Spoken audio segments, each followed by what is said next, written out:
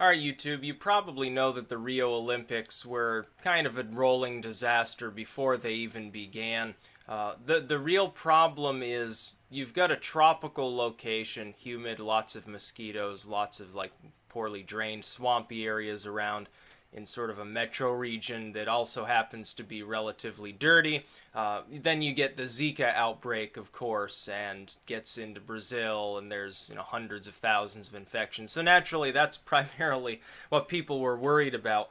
But it goes a lot further than that. The fact that people are going to be swimming and boating around in water that's not fit for human consumption and is full of pathogens and industrial chemicals, it'd be kind of like a swim event at Beijing that's not taking place in a swimming pool or something like that. Some fucking having the Winter Olympics in some Siberian city near a nuclear testing range or something like that would make about as much sense. It's just hazardous for the people taking part. The Australian team got, I think, some of their clothes and a laptop was stolen. There have been, of course, random crimes around the venue. Now we've got tales that the plumbing doesn't really work, the electricity is spotty, things are generally in a state of decay already in the Olympic Village, where the people, the actual participants, are going to have to stay for some time, to the point at which the U.S. team, like I think the swimming team or basketball team or something, they're staying on a yacht offshore and they're going to live there and commute to the venue instead of having to live in the Olympic Village because it's just so piss poor. And they're having to pay like through the nose to do this. But honestly, who can blame them? Some shit poster on 4chan, this was actually really funny, from Bangladesh, was saying, oh, well, every time Bangladesh goes to the Olympics, we get let down because the venues, they're too clean, there's not enough crime, it's not crowded, and there's not like epidemics and trash everywhere. But now this is Bangladesh's year for the Olympics because we're going to feel right at home. Before it was all, we didn't perform well because we were homesick. This time it'll feel like we're right at home, so we'll do really well.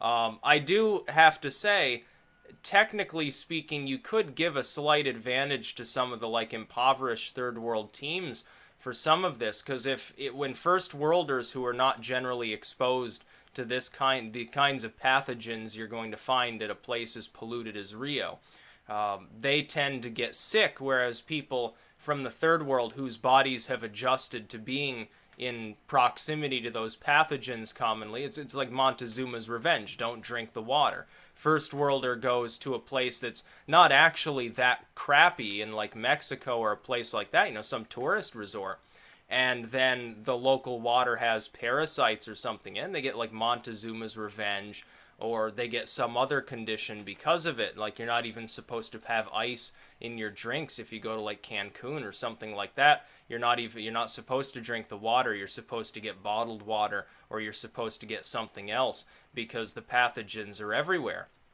But that's just like the disease aspect of it. I can understand why people would be concerned, but what about even the infrastructure itself?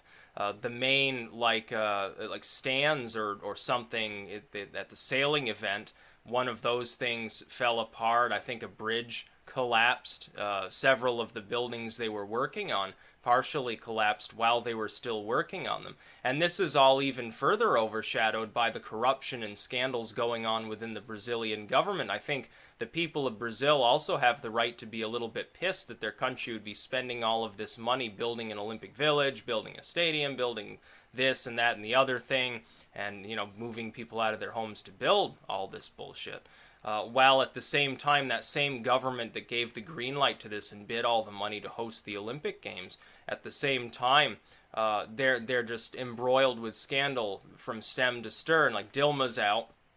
Dilma and her like leftists were implicated in scandal. Now it comes to light, of course, some of the people on the right that were ousting these folks, they're embroiled in scandal too. It reaches every part of their government. It's a good indicator, by the way. You can make a pretty good comparison between the fact that the outgoing leftists and incoming righties in the Brazilian government are all riddled by scandals, and what's going on in American politics right now, to the point where third-party membership is swiftly rising.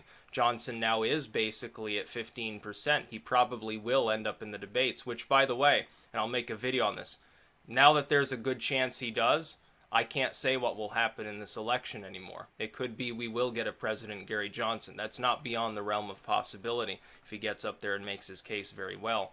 Can you imagine? Bill Weld debating might be a little bit of a letdown, but Johnson, yeah, he can certainly outdebate Hillary. Not sure about his abilities, R.E. Trump, but he'll be focused on Hillary the entire time, so it could play to his advantage, I suppose. We could see the rise, a true rise of the Libertarian Party much more quickly than I thought. There's also a burgeoning libertarian movement in Brazil, and I don't blame them. When your government is corrupt on both sides, and it comes to light the fact that it's corrupt on both sides, and or they're crazy on both sides, and or they're fucking stupid and inept on both sides, that's when you get other groups rising up to fill in the languishing loss of voters or support or whatever among what are considered formerly mainstream parties. As far as the Olympics go, though, it's just like the cherry on the cake as far as stupidity going on in the Brazilian government. They never should have allowed Rio to host the Olympics. It was a bad idea to begin with. It's like fucking putting the Olympics. It'd be like choosing Fukushima or something like that for the Olympics. It just wouldn't make sense. Or Pyongyang. You know, you're going to have some fucking problems. You give a country that is developing, but it's not fully developed, number one, with lots of scandals going on in the government, number two, and a recession-driven sort of economic turndown, number three, where the crime rate is generally high because there are a lot of people who are out of work who don't have enough to eat in a region like Rio in Brazil. You're going to have these problems. The trash doesn't help, the Zika outbreak doesn't help, but ultimately the government of Brazil is really the most central fundamental problem. It's their sort of kickback, no-bid contract labor for friends and allies of the political elite that really is making all of the work on the Olympic venue so slipshod. This happens in the United States as well. There's a reason that they pay like $200 for a hammer or $500 for a toilet seat lid to put on a nuclear submarine. It's because of no-bid contracts. Woefully inefficient. It's cronyism. It's not capitalism. Happens in Brazil. Happens here. And it's sad. The people of Brazil shouldn't have to deal with that shit. They should do away with having the Olympics. It's no longer even really remarkable to watch. Used to, like back in the 90s, you'd watch it on TV and it was like 90% watching the events constantly for hours and hours on end with a little bit of commentary over the events, and they'd have the occasional interview or like a little mini documentary of some team that really did a good job, or some person fell in hard times but then he became an Olympian, now he's got like 3 medals or something like that. That was what it was like watching the Olympics back in the 90s. Now watching the Olympics is you see part of one event and then there's half an hour of commentary. You see part of another event. You never even see the whole event. You rarely see even the whole, the athlete performing in an event.